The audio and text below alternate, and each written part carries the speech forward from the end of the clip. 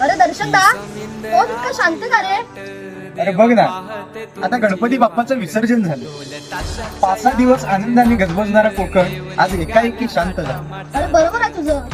गणपतीसाठी गावाला आलेली लेकरं आणि नातवंड पुन्हा मुंबईला गेली आणि आजी मात्र परत एकटीच घरी राहिली. अरे होय रे, विसर्जन करून आल्यानंतर घरी एवढं सुटसुटीत वाटत होतं की घरात पाऊल टाकूस पण वाटत नव्हतं रे.